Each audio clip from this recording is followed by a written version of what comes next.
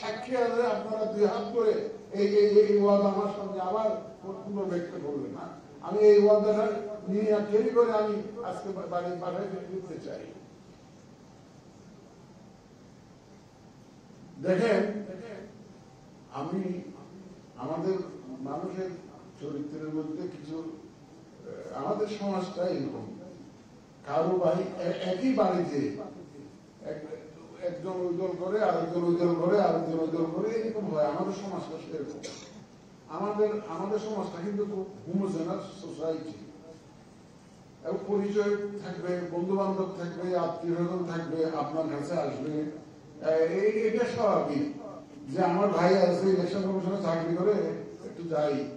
হয়তো দেখবেন যে আপনার একই রাজনৈতিক দলের সমর্থক না, একই রাজনৈতিক ধারণা পোষণ করেন না, হয়তো আসুক, আমরা কোনো আপত্তি করি না।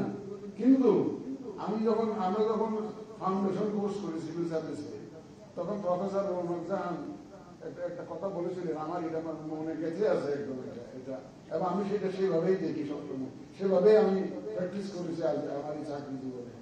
উনি বলে রহমান জাহান, রহমান সাহেবের বিশেষ, উনি বলছিলেন, a civil servant is a political person. He must be political. শিক্ষিত লোক তো ভোট তো দিবেন, কোনো একটা মার্কায় ভোট দিবেন আপনি, he must be political, but he or she should be non-partisan. He or she should be non-partisan. আপনি কোনো দল করতে পারবেন না, কিন্তু ভোটটা একজনকে দিবেন আপনি। সুতরাং আমি চাই যে কোনো দলের পক্ষে হইয়া কোনো কেউ কাজ করবেন, এটা আমরা প্রত্যাশা করি না। আপনারা তো আজকে ওয়াদা করবেনই যে কোনো ব্যক্তির জন্য কোনো পক্ষপাত দুষ্টভাবে আপনারা কোনো কাজ করবেন না। এসে ওয়াদা আপনারা আজকে আমাকে আবার দিলেন।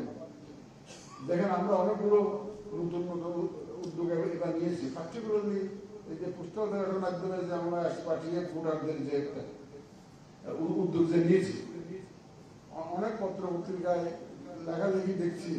দেখেন, একটা বিল্ডিং যখন আপনি শুরু করবেন, ফাউন্ডেশনটা দিতে হবে। Foundation is always difficult and costly.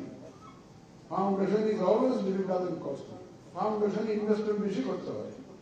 যখন ফাউন্ডেশনটা হয়ে দেখবেন যে একটা বিল্ডিং এর 1/3 or half of the expenditure is in the foundation. উপর তলাগুলো দেখবেন যে ফটাফট উঠে গেছে, অনেক কম খরচ উঠে গেছে। আমরা ফাউন্ডেশনটা দিচ্ছি, এখানে এক্সপেন্ডিচার ইনভলভ হবে, এনার্জি ইনভলভ হবে, আমাদের এফোর্টস ইনভলভ হবে, এবং এটার বেনিফিট কিন্তু চলতে থাকবে ফিউচারে, ভবিষ্যতে। একবার তো শুরু হলো, এটা কিন্তু চলতে থাকবে ভবিষ্যতে। সুতরাং ফাউন্ডেশন এটা নিয়ে যারা রিপোর্ট করবেন একটু চিন্তা ভাবনা করে, আমাদের সাংবাদিক ভাই বোনদেরকে আমরা অনুরোধ করবো, আপনারা একটু চিন্তা ভাবনা করে আমাদের এই প্রজেক্টটা যাতে সাকসেসফুলি আমরা ইমপ্লিমেন্ট করতে পারি, সেইভাবে আপনারা একটু রিপোর্টিংটা করবেন। আমি তো রিসেন্টলি ক্যানাডা গিয়েছিলাম, আমি দেখেছি মানুষের মধ্যে সেই উদ্দীপনা।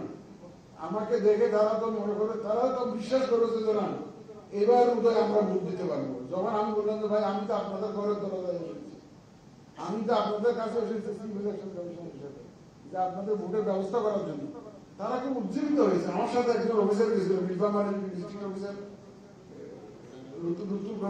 হি was with me, he has seen, দেখেছে মানুষের যে উৎসাহ উদ্দীপনা, এই যে ওরা যে ভোট দিতে পারবে, এতে করে তাদের যে আগ্রহ, ভোট দেওয়ার যে আগ্রহ, এটা অন্যরকম ফিলিং তাদের। কিন্তু আরেকটা জিনিস আমার কাছে প্রতিবাদ হয়েছে, যেটা এনআইডি ডিপার্টমেন্টের জন্য এটা ইম্পর্টেন্ট, তাদের মধ্যে কিন্তু ইনফরমেশন গ্যাপ আছে। আমরা যে মনে করি যে ওয়েবসাইটে দিয়ে খালাস, একটা সার্কুলার দিয়ে খালাস, এটা হচ্ছে না।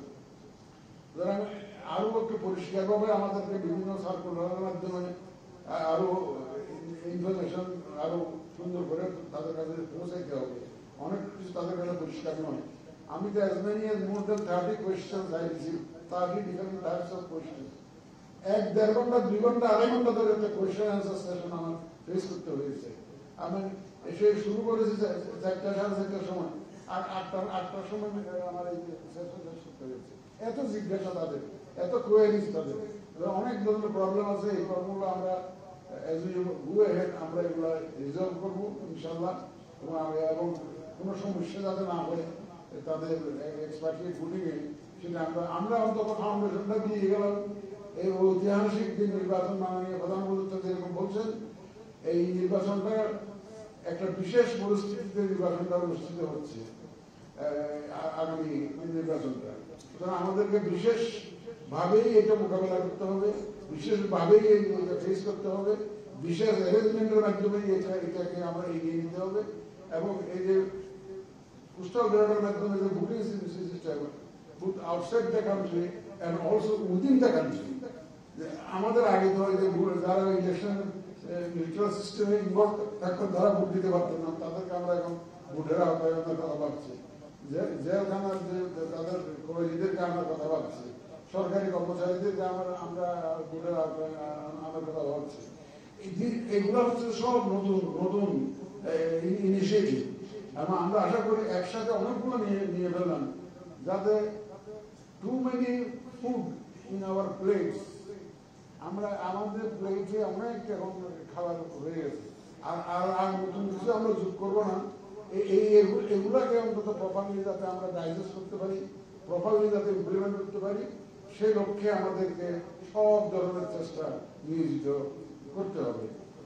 আজকে আপনাদেরকে দেখে আমার খুব ভালো লাগছে, সারা দেশ থেকে আপনারা এসেছেন, আমাদেরকে এখানে আসার জন্য আমন্ত্রণ করেছেন, এই জন্য আপনাদেরকে অশেষ কৃতজ্ঞতা। যারা এটা অর্গানাইজ করেছেন তাদেরকে আমি very মোবারকবাদ জানাই। নাহলে তো এই সারা দেশের সব ক্লাস ওয়ান অফিসাররা